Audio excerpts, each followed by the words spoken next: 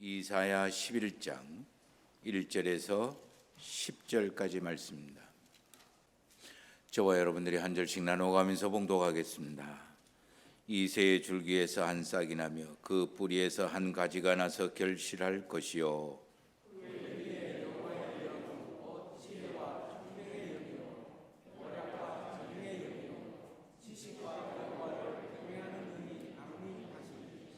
그가 여호와를 경외함으로 즐거움을 삼을 것이며 그의 눈에 보이는 대로 심판하지 아니하며 그의 귀에 들리는 대로 판단하지 아니하며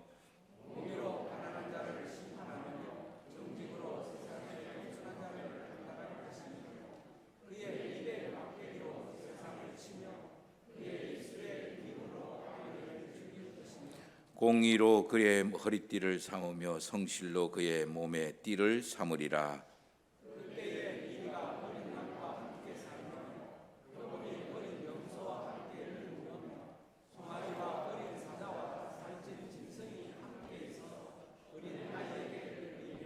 암소와 곰이 함께 먹으며 그것들의 새끼가 함께 엎드리며 사자가 소처럼 풀을 먹을 것이며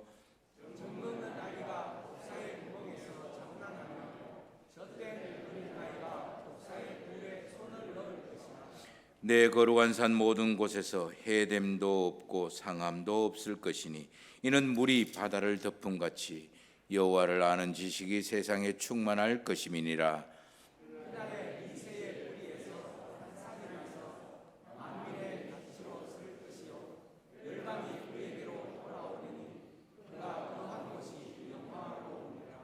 아멘. 신약의 말씀입니다. 요한복음 14장 1절에서 6절까지 말씀입니다. 저와 여러분들이 한 절씩 나누어가면서 봉독하겠습니다. 너희는 마음에 근심하지 말라. 하나님을 믿으니 또 나를 믿으라.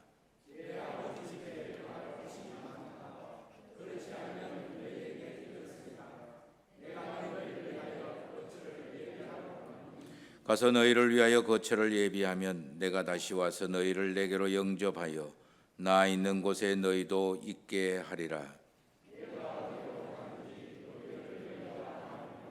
도마가 이르되 주여 주께서 어디로 가시는지 우리가 알지 못하거늘 그 길을 어찌 알겠사옵나이까.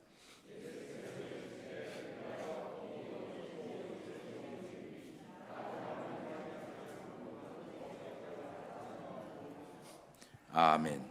꽃놀이를 참 많이 가신 것 같아요. 오늘 참 많이 빠지신 것 같은데 그래도 그 좋다는 꽃놀이 마다하시고 함께 예배를 드리러 오신 우리 성도님들에게 하나님의 지혜와 권능의 역사가 충만하여 주셔서 예배를 통해서 아버지 하나님의 놀라운 능력과 지혜로 세상을 이겨나가시는 평강의 은혜가 충만하기를 예수 그리스도의 이름으로 축원합니다. 사순절 다섯째 주일입니다. 고난이 가까우고 고난의 시간이 지나가면 위대한 하나님의 승리의 시간이 우리에게 반드시 주어지게 될 겁니다. 예수 그리스도와 함께 우리에게 주어진 남은 고난을 그리스도의 몸된 교회를 위해서 기꺼이 감당할 수 있고 그리고 세워나갈 수 있게 되기를 소망해 봅니다.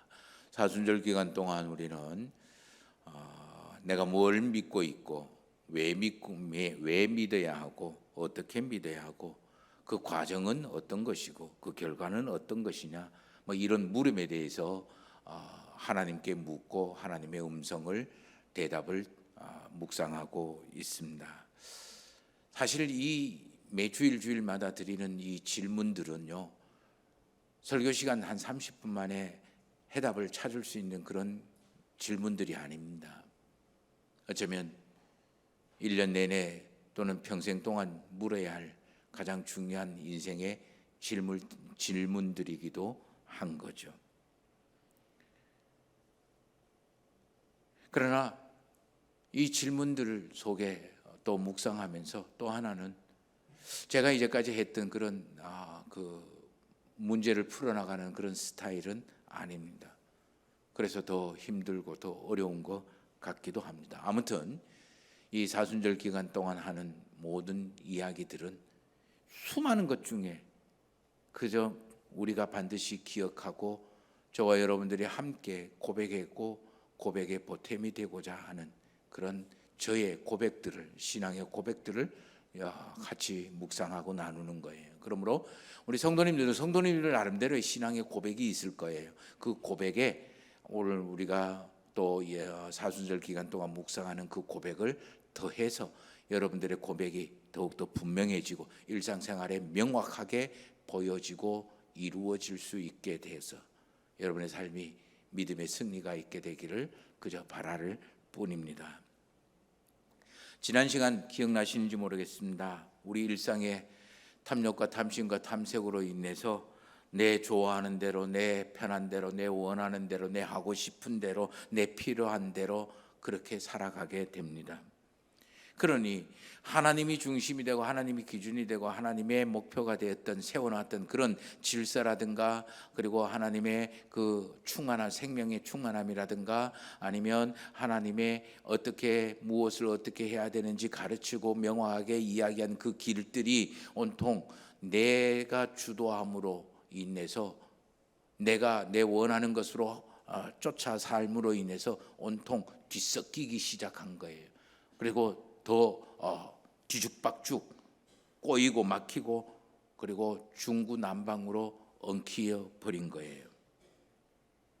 그러니까 자연스럽게 저와 여러분들의 이 생활의 그 모습들은 하나님이 창조하시기 전 혼란의 모습으로 하나님이 생명으로 충만하기 만들기 전 그 공허함으로 그래서 어떤 일을 하고 그게 잘 돼도 여러분 그런 걸 경험하셨을 겁니다. 그게 잘 이루어져도 뒤돌아서서 혼자 있으면 공허하고 그다음에 텅 빈 것 같고 그다음에 허탈하고 그리고 외롭고 공허함이 우리에게 가득 채워지는 거예요. 생명이 채워지고 감사함이 채워지고 그리고 긍정이 채워지는 게 아니라 그리고 또 난 다음에 내가 내일 뭘 어떻게 해야 될지 모르겠어요. 우리의 삶이 왜 이렇게 꽉 막혀 있는지 내일의 인생에 대해서 깜깜이 인생으로 깜깜해 흑암으로 변해버린 거예요. 알지 못하는 것으로 변해버린 거예요. 그러니 우리는 늘 바쁘게 움직이고 힘들게 움직이고 애써 노력을 하기는 하는데 그 모든 것들이 두렵고 불안하고 또는 근심과 걱정과 염려 이런 것들로 내 마음이 꽉 채워져 있어요. 마치 안개 낀 것처럼 요즘 황사 잔뜩 덮인 것처럼. 그러니 세상에 여러 가지 염려와 근심과 걱정과 그리고 망상과 위선 그리고 그 허영으로 내 안이 꽉 차 온통 세상의 잡동사니 쓰레기통으로 변해버린 거예요. 그러니 뭘 어떻게 해야 될지 내가 모르겠는 거예요. 깜깜이 인생을 살 수밖에 없습니다.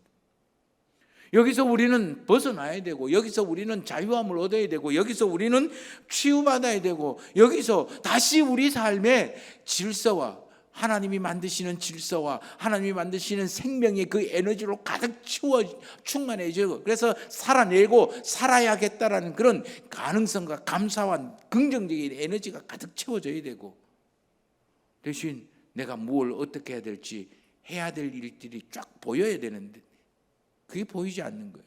거기로 다시 회복돼야 돼요. 거기로 다시 가야 돼요. 그래야 내 인생이 질서가 잡히니까 편해지는 거예요. 편안해지는 거예요. 외부적인 환경이나 외부적인 요인에 의해서 내가 롤러코스터 타듯이 파도 타듯이 그래서 올라갔다 내려갔다 춤추지 않는 거예요. 이랬다 저랬다 흔들리지 않는 거예요. 그러니 일이 잘 되는 거예요. 그러니 일이 편안한 거예요. 그러니 내 인생이 흔들림 없이 강건해지는 거예요. 이걸 우리가 회복을 해야 되는 거예요.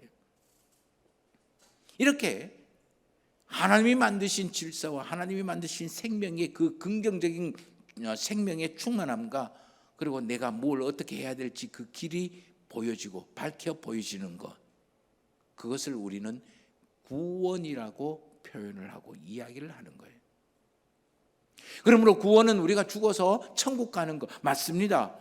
그러나 저와 여러분들의 일상에서 하나님은 여전히 공허하고 그리고 혼돈스럽고 그리고 흑암인 저와 여러분들의 인생을 질서와 그리고 생명과 그리고 무엇을 어떻게 해야 될지 밝은 삶의 길을 지금도 만들기를 원하시는 거예요.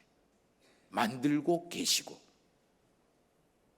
그러므로 저와 여러분들에게 지금 우리에게 필요한 거는요, 좀 더 강해지고 좀 더 많아지고 좀 더 우아해지고 좀 더 편해지고 좀 더 원하는 거 만끽하는 그런 인생이 우리에게 필요한 게 아니라 이 혼돈스럽고 그리고 공허함과 흑암에서부터 탈출하는 것, 벗어나는 것, 이게 가장 필요한 거예요.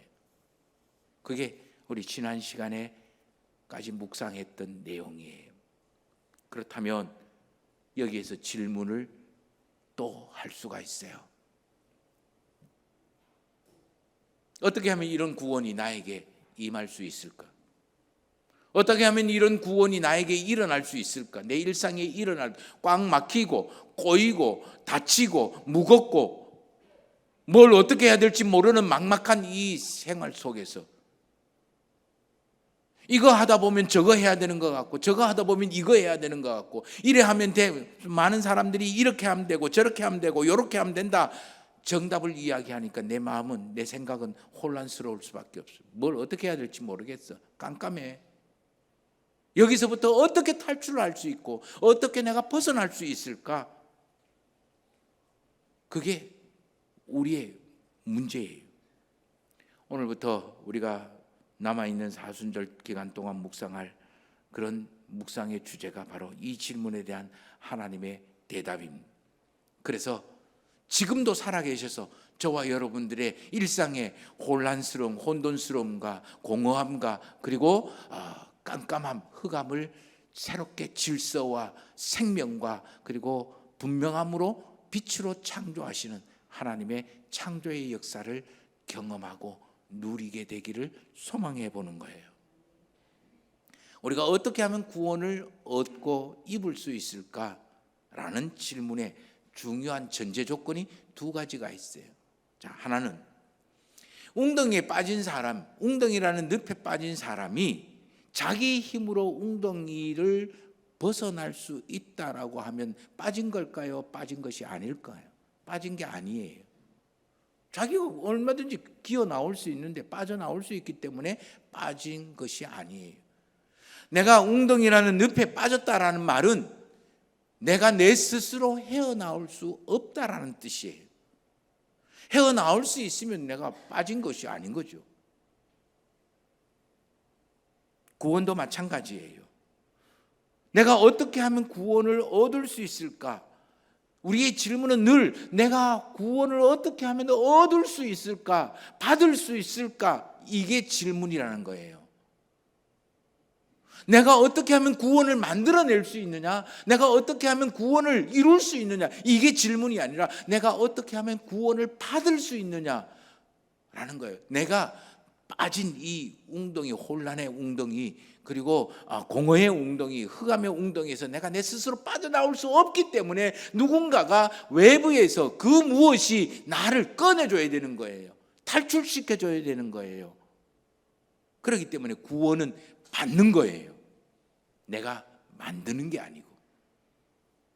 그러므로 구원은 저와 여러분들의 행동하고는 상관이 없어요. 선하게 살고 착하게 살고 그리고 법 없이도 살 수 있는 그런 문제 차원이 아니에요. 구원은 윤리의 문제가 아니에요. 구원은 바로 영적인 문제고 영적인 이야기예요. 내 영혼의 주도권을 누구가 쥐고 있느냐, 거기에 관한 이야기가 구원이라는 거예요. 이걸 인정할 때 우리는 신앙의 첫걸음이 지나가는 거예요. 또 하나 우리가 전제해야 되는 것이 있어요. 내가 혼돈과 공허함과 흑암에서 구원받아 어떤 상태로 변하느냐. 당연히 조금 전에 우리가 질서와 그리고 생명의 충만함과 그리고 무언가를 해야 될 내 길을 알 수 있는 밝은 빛 가운데로 들어가는 것이라고 이야기를 했습니다. 그런데 이 공허함과 그리고 혼란스러움과 그리고 흑암을 질서와 생명으로 충만하게 만들고 그리고 빛 무엇인가를 분명히 알고 분별할 수 있는 빛으로 이끄시는 일이 하나님이 하시는 일이라고 첫 시간에 말씀을 드렸고, 성경의 제일 첫 번째 이야기도 하나님이 하시는 가장 위대하고 가장 중요한 일이 바로 이 일이다라고 표현을 했어요. 고백을 했어요.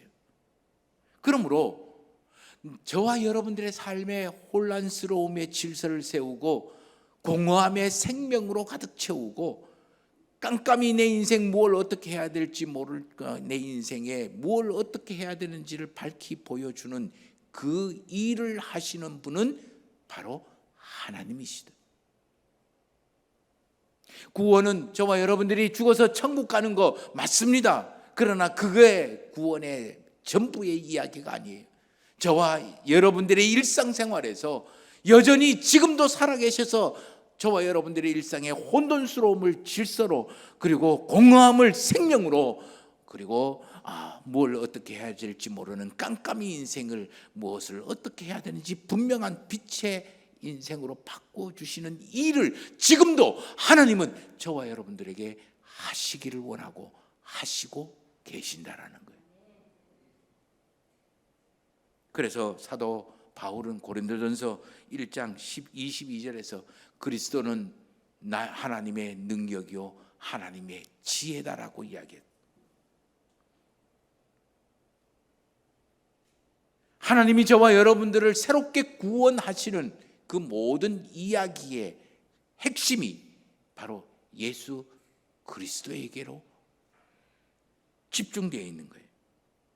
하나님은 다른 어떤 방법으로든 저와 여러분들에게 질서를 세우고 생명을 충만하게 만들고 그리고 갈 길을 밝혀 보이지를 않으세요. 그러므로 저와 여러분들은 이제 분명하게 고백해야 되죠. 하나님이 저와 여러분들을 선택한 구원의 방법이 바로 예수 그리스도구나. 그러면 이제 예수 그리스도가 어떤 분이냐라는 질문이 우리에게 생기는 거예요. 하나님이 저와 여러분들을 구원하는 구원의 방법으로 예수 그리스도라는 방법을 하나님이 선택했어요. 왜 그거냐라고 물으면 안 되는 거예요. 왜 이러냐고 물으면 안 되는 거죠. 하나님이 선택한 방법일 뿐이에요. 그걸 믿건 안 믿건 하나님은 그것을 통해서 저와 여러분들을 구원하시는 거예요. 예수 그리스도에 대해서 제가 무엇을 설명할 수 있겠습니까? 아무리 설명하고 설명을 해도 다 설명을 못할 거예요. 제 평생 예수 그리스도에 관해서 설명을 하고 이야기를 해도 연구를 해도 다 알지 못할 거예요. 그러므로 저와 여러분들은 질문 자체를 바꿔야 돼요. 예수님이 어떤 분이냐, 예수 그리스도가 어떤 분이냐라는 질문 대신에 예수 그리스도가 무슨 일을 하셨는가, 예수 그리스도가 지금 나에게 무슨 일을 하시는가, 이걸 물으면 그 대답이 저와 여러분들의 신앙의 고백이 되는, 아는 만큼 고백을 할 수 있는 거예요. 그래서 예수님은 요한복음 14장 11절 말씀에서 이렇게 얘기합니다. 내가 아버지 안에 있고 아버지가 내 안에 있는 것을 믿으라. 못 믿겠거든. 내가 하는 일을 보고 믿어라 라고. 예수님이 무슨 일을 하셨을까? 예수님이 어떤 분이냐라는 것을 알기 위해서는 예수님이 무슨 일을 하시고 계시고 하셨는가, 이것을 알면 우리가 예수님에 대해서 조금 알 수가 있는 거죠. 예수님이 하신 일을 알기 위해서는 우리는 예수님이 계셨던, 사셨던 2000년 전 유대 나라의 특별한 상황에 대해서 좀 알 필요가 있어요. 그 중에 특별히 세 가지를 우리가 알 필요가 있어요. 먼저 예수님은 우리의 선지자이시다. 사람은 하나님을 볼 수가 없어요. 사람은 하나님의 음성을 직접 들을 수도 없어요. 그런데 하나님은 사람에게 끊임없이 자기를 보여주고 자기를 알려주고 자기 말을 하셨어요. 이상하지 않습니까? 사람은 하나님을 볼 수도 없고, 사람은 하나님의 음성을 들을 수도 없고, 사람은 하나님을 만질 수도 없어요. 그런데 하나님은 끊임없이 이스라엘 백성들에게 독특하게 하나님은 자기 자신을 드러내고 알려주고 가르쳐주고 그리고 말씀하신 거예요. 어떻게 가능했을까? 그래서 하나님의 음성, 하나님이 사람 이스라엘 백성들에게 하나님의 자기 자신을 알려주고 들려주고 말을 들려주고 하나님의 뜻을 풀어주고 그리고 가르쳐준 독특한 제도가 있었고 독특한 사람이 있었는데 그 사람을 선지자 또는 예언자라고 이야기를 하는 거예요. 이게 아마 이 이스라엘 백성들에게만 있는 모습이에요. 하나님이 사람은 알 수 없고 사람은 하나님을 들을 수도 없고 사람은 느낄 수도 없지만 하나님은 끊임없이 알려주고 나타내고 말씀하신 것, 이것을 고급진 언어로 계시라고 이야기를 합니다. 하나님이 자기 자신을 드러내 보지 않으시면 사람은 절대 하나님을 알 수가 없어요. 그런데 구약에서 예수님 이전에서 하나님이 자기 자신을 알리고 드러내는 방법으로 선지자라고 하는 사람을 통해서 그렇게 하신 거예요. 그래서 요한복음 1장에 보면 아주 놀라운 기록이 되어 있어요. 그런데 태초에 말씀이 계셨고 그 말씀이 곧 하나님이고 하나님이 생명을 창조하시고 그리고 그 생명의 빛으로 지금 여기에 오셨다, 이렇게 이야기를 합니다. 그런데 그 더 놀라운 고백이 14절 말씀에 따라오는데 그 14절 말씀, 1장 14절 말씀에 무슨 고백을 하냐면 그 태초에 생명을 만들어냈던 하나님이시고 그리고 말씀이 하나님이고 하나님이 말씀이었던 그 말씀이 육신으로 이 땅에 왔는데 그분이 바로 예수 그리스도다.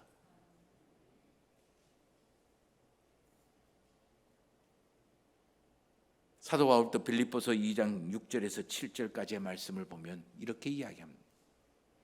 예수 그리스도는 근본 하나님과 본체이시고 동등하시다.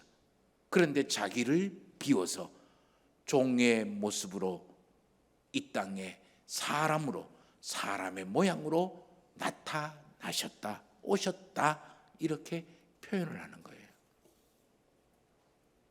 요한복음 8장 19절에서 너 아버지, 하나님 보고 네가 자꾸 아버지 그러는데 예수 보고 묻습니다. 너 아버지가 어디 있느냐라고 이야기를 하니까 예수님이 그들에게 대답하기를 나를 알았더라면 내 아버지도 알았을 것이다. 10장 38절 말씀에도 너희가 아버지가 내 안에 계시고 내가 아버지 안에 있는 것을 믿고 깨달아라, 그렇게 이야기하는 거예요. 오늘 우리가 읽은 요한복음 14장 7절 말씀에도 너희가 나를 알았더라면 내 아버지도 알았을 것이다. 예수님을 알면 하나님을 알게 된다라는 거예요. 하나님을 알고 싶으면 예수 그리스도를 보면 된다라는 거예요. 예수님은 자기 자신을 통해서 하나님을 보고 듣고 알게 된다라고 이야기했어요. 옛날에는 선지자를 통해서 하나님은 이스라엘 백성들에게 자기 자신을 보여주고 알리고 가르치고 말씀을 하셨어요. 하나님은 이제 예수 그리스도를 통하여 우리에게 하나님을 알려주시고 보여주시고 말씀을 들려주시는 거예요. 그래서 예수님은 저와 여러분들에게 하나님을 우리에게 보여주시는, 나타내시는, 가르치시는 분이 되는 거예요. 그래서 오늘 본문 말씀에 예수 그리스도는 나는 하나님을 아는 진리, 하나님 자체인 진리라고 표현을 하고 선언을 하는 거예요. 혼돈과 공허와 흑암의 생활에서 구원을 받고 모든 두려움과 염려와 근심과 걱정의 세상살이에서 자유하게 되는, 진리를 알지니 진리가 너희를 자유케 하리라 선언하는 거예요. 두 번째, 유대 백성들에게 있는 독특한 그런 제도가 하나, 이해해야 되는 제도가 하나 있어요. 예수 그리스도는 나의 제사장이다. 제사장의 제도예요. 제사장은 옛날 이스라엘 백성들이 죄를 범했습니다. 그러면 그 죄를 제사장에게 가져가고, 내 이런 죄를 범했어요, 하나님인데 대신 좀 빌어줄래요? 그러면 제사장은 그 이스라엘 백성들의 그 죄악을 들고 하나님 앞에 갑니다. 하나님 앞에 가서, 하나님 자가요 요런 죄를 지었다고 지금 나에게 이야기하고 하나님에게 용서를 해달라고 그렇게 간구합니다. 내가 가만 보니까 진심인 것 같아요. 하나님 제발 저 사람 벌하지 말고 용서해 주시고 은혜를 베풀어 주십시오. 하나님이 그래서 용서를 선언을 한 거예요. 그러면 그 이야기를 듣고 나가서 그 백성에게, 하나님이 당신을 용서했습니다. 하나님이 당신을 사죄했습니다. 하나님이 당신에게 은혜를 베푸셨습니다. 안심하고 돌아가세요. 내가 하나님의 이스라엘 백성이 하나님 앞에 나 이런 거 너 사는 게 너무 힘들어요. 하나님 나에게 이러이러한 것 좀 해주세요. 이러이러한 것 좀 복을 좀 주세요. 은총을 베풀어 주셨으면 좋겠습니다 라고 그 목록표를 만들었어요. 그래서 제사장에게 갔어요. 그래서 제사장이, 내가 이러이러한 것을 받아야만 내가 하나님의 은혜로 살아가고 내가 지금 살아가고 살아낼 수 있을 것 같습니다. 좀 해주세요. 그러면 이 제사장은 축복의 목록표를 딱 들고 하나님 앞에 갑니다. 하나님 자가요 이러이러한 것이 있어야 살 것 같다는데요, 어떻게 했으면 좋겠습니까? 하나님 좀 봐주이소. 이런 기도해갖고 하나님이 축복을 그래 오야 내가 축복을 해주겠다, 그런 이야기를 듣고 그런 말씀을 듣고 이 제사장이 그 이스라엘 백성들에게 걱정하지 마라, 하나님이 해주리라고 말씀을 하셨다, 믿어라, 그리고 열심히 살아라, 잘 산다, 복을 빌어주면 그 복 빌어준 대로 그에게 이루어진 거예요. 제가 왜 이렇게 반우스갯소리를 이야기하냐면은, 하나님과 이스라엘 백성들과의 사이 중매자의 역할, 중개자의 역할로 제사장이라는 제도가 있었는 거예요. 오늘 우리가 읽은 요한복음 14장 6절 말씀에도 나를 통하지 않고는 너희가 하나님께로 갈 수가 없다, 예수님이 분명히 선언하는 거예요. 사도 바울도 골로새서 1장 20절에서 그는 십자가의 피로 말미암아 하나님과 우리를 화평시키고 화목하게 만들었다. 에베소 2장 14절에도 하나님은 화평이시니라, 막힌 담을 예수 그리스도가 헐어버리셨다. 그래서 하나님과 나와 화목하게 만들었다, 그렇게 선언을 하는 거예요. 우리는 예수 그리스도를 통해서 하나님 앞에 나아가고, 예수 그리스도를 통해서 하나님의 만나게 되고, 예수 그리스도를 통해서 하나님의 은총을 입게 되는 거예요. 하나님은 예수 그리스도를 통해서 저와 여러분들에게 찾아오시고, 하나님은 예수 그리스도를 통해서 저와 여러분들을 만나시고, 하나님은 저와 여러분들을 통해서 예수 그리스도를 통해서 저와 여러분들에게 혼란스러움의 질서를 세우고, 텅 비고 공허하고 외로움 속에 하나님의 생명으로 충만하게 만들고, 우리가 뭘 어떻게 해야 될지 모르는 깜깜이 인생에 어떻게 해야 될지 그 길을 밝히 보여주시는 거예요. 예수 그리스도를 통해서 저와 여러분들의 잘못과 허물들을 용서해 주시고, 긍휼과 자비의 은총을 베풀어 주시고, 예수 그리스도를 통해서 하나님은 저와 여러분들을 이 땅에서 복되게 살아가도록 만드신. 그래서 오늘 본문 말씀에 보면 예수님은 나는 길이다. 무슨 길? 하나님께로 가는 길이다. 하나님과 저와 여러분들을 교통하게 만들고 소통하게 만들고 하나 되게 만드는, 우리는 예수 그리스도를 통해서 하나님을 만나고, 하나님은 예수 그리스도를 통해서 저와 여러분들을 만나는 것. 이스라엘 사람들은, 옛날 이스라엘 사람들은 제사장을 통해서 하나님을 만나고 하나님은 제사장을 통해서 이스라엘 백성들을 만났는 것처럼 이제는 예수 그리스도를 통해서 하나님이 저와 여러분들을 찾아오시고 만나고 복 주시고 은혜 베풀어 주시는 거예요. 그래서 사도행전 4장 12절 말씀에 성전으로 들어가다가 남에서부터 안진뱅이인 그 안진뱅이를 베드로와 사도 요한이 일으켜 세웠어요. 전부 놀라에 눈이 휘두르거진 이스라엘 백성들이 이게 무슨 일이고 하면서 떠들었어요. 그러자 베드로가 이 사람이 안진뱅이에서 구원받은 것을 설명하라고 그러면 내 설명해 줄게. 천하에 예수 그리스도의 이름 이외에 하나님이 구원받을 만한 이름을 주지 않으셨다.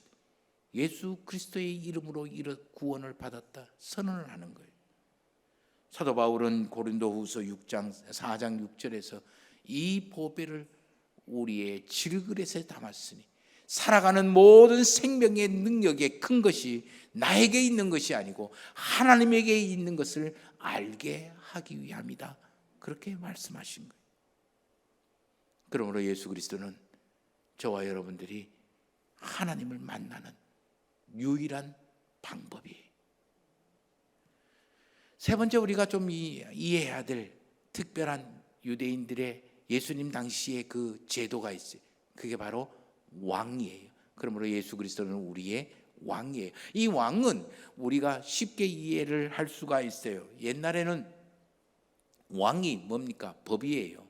왕이 말하는 게 법이고 왕 말하는 대로 해야 되고 왕이 백성들의 모든 것을 좌지우지할 수 있는 거예요. 왕이 살리고 싶으면 살리는 거고 왕이 죽이고 싶으면 죽는 거예요. 아무리 선한 사람도 왕이 죽이고 싶으면 죽여버리고, 그리고 아무리 악한 사람도 왕이 살리고 싶으면 살려내는 게, 그래서 왕이 모든 것을 주관하는 거예요. 그 왕의 말이나 왕의 뜻을 거스르고는 살아갈 수가 없고, 내가 살 수 있는 방법은 오직 왕의 말에 내가 온전히 따라가는 거예요. 이거를 저는 요즘 말로 표현을 해서 주관이라고 표현을 하고 싶어요.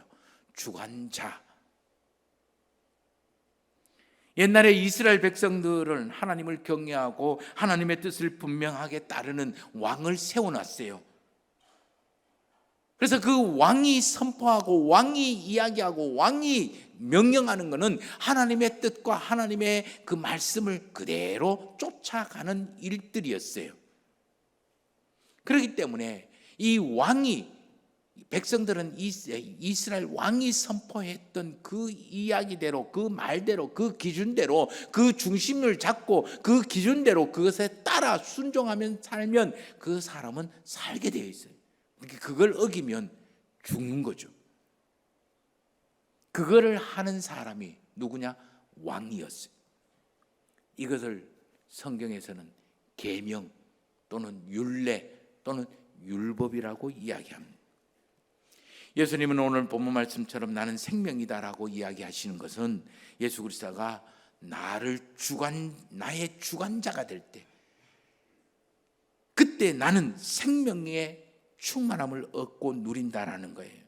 생명을 얻는 길로 가게 된다라는 거예요. 내 공허한 마음에 예수님이 내 삶을 주관할 때에 하늘의 생명으로 충만해진다라는 거예요.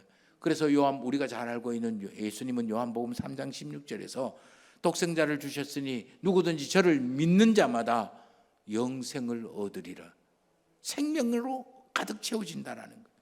요한복음 6장 40절에 내 아버지의 뜻은 아들을 보고 믿는 것이니 믿는 자마다 영생을 얻을 것이다 라고 이야기하고, 요한복음 10장에는 나는 양의 문이니 누구든지 나로 말미암아 들어가면 구원을 받고 들어가며 나가며 꼴을 얻는다라고 이야기했고, 11장 말씀에는 나는 부활이요 생명이니 죽어도 살겠고 나를 믿는 자는 죽어도 살겠고 살아서 믿는 자는 영원히 죽지 않는다라고 선언을 하는 거예요. 자, 생각을 해보십시오. 우리가 혼돈하고 공허하고 앞길이 깜깜한 내 삶이 이렇게 뒤죽박죽 돼버리고, 그 뒤죽박죽 되는 상태에서 내가 어떻게 살아보려고 하려고 보니까 염려와 근심과 걱정에 그 놀라운 세상의 잡동사니 같은 쓰레기통으로 내 마음이 변해버렸습니다. 이 출발이 어디예요? 내가 하고 싶고, 내가 원하고, 내가 필요하고, 내가 즐거워하는 그것을 쫓아 살아가는, 내가 내 삶을 주도할 때 일어났던 결과물들이에요. 그런데 이제 예수 그리스도가 저와 여러분들에게 기준이 되고 중심이 되고 목표가 되는 거예요. 예수 그리스도의 가르침이, 예수 그리스도의 말씀이 내 삶의 판단과 선택과 결정의 기준이 되는 거예요. 그러니 이때나 저때나, 상황이 좋을 때나 나쁜 때나 늘 한결같은 판단과 결정을 내릴 수가 있는, 내가 무엇을 어떻게 해야 되는지를 알 수가 있는 거예요. 내 삶의 균형이 잡히고 질서가 잡히고, 내 삶의 균형과 질서가 잡히니 내가 이리저리 흔들리거나 춤추지 않습니다. 내가 이리저리 흔들리거나 춤추지 않으니 내 인생이 뒤죽박죽 중구난방으로 왔다리 갔다리 그러지 않아요. 딱 균형이 잡힌 채로 살아가네. 이게 쌓이고 쌓이면 저절로 형통한 삶이 되는 거예요. 그게 구원의 역사예요. 설령 외부에서 내 삶을 꼬고 막는다 할지라도 그 안에 있는 하나님의 기준, 예수님의 기준 중심이 나에게 분명하기 때문에 문제가 되지 않고 저절로 해결이 되는 거예요. 이게 예수 그리스도가 나를 다스린다, 예수 그리스도가 나의 왕이다, 예수 그리스도가 나의 주관자다라는 뜻이에요. 그래서 예수님은 나는 생명이다라고 선언을 하는 거예요. 오늘 이사야라는 예언자도 이렇게 이야기합니다. 나를 하나님께로 인도하시는 선지자로서 오실 분을 예언했습니다. 나를 하나님의 생명으로 공급 충만하게 만드는 그런 하나님의 복의 전달자의 제사장, 한 제사장을 예언을 했어요. 나를 하나님이 친히 다스리고 하나님의 통치가 되고 하나님의 나라가 되고 하나님의 주관자가 되는 그런 한 왕이 나에게 임할 거다 예언을 했어요. 그 왕이 나에게 오셔서 나를 다스리면 그때는 이리가 어린아이하고 같이 뛰어놀아도 해함이나 상함이 없고, 그리고 표범이 어린 염소와 함께 누워 뒹굴고 있어도 거기에서 죽이고 죽는 그런 일이 없고, 상처 입고 상처 입는 그런 일이 일어나지 않는 평강의 나라, 평강의 인생이 만들어진다. 그렇게 예언을 한 거예요. 그 예언의 실체, 그 예언이 이루어진 게 바로 예수 그리스도이다.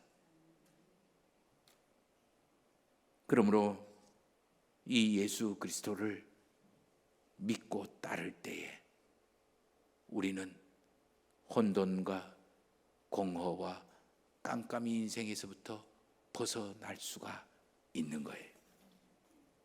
어쨌든 가장 중요한 것은 하나예요. 내가 인정하든 인정 않든, 저와 여러분들이 믿든 안 믿든, 하나님이 저와 여러분들의 혼돈스럽고 공허하고 그리고 깜깜한 인생에서 꺼내실 하나님이 선택한 방법은 딱 하나, 예수 그리스도이다. 이 예수 그리스도를 믿을 때에 저와 여러분들은 우리의 삶이 질서와 하나님의 생명과 그리고 내가 무엇을 어떻게 해야 될지 밝히 알 수 있는 빛의 인생을, 생활을 경험하고 살게 되는 거예요. 이게 구원의 역사예요. 구원의 역사는 오직 예수 그리스도를 통하여 저와 여러분들에게 지금 일어나고 있는 하나님의 은혜입니다. 우리 함께 기도드리겠습니다.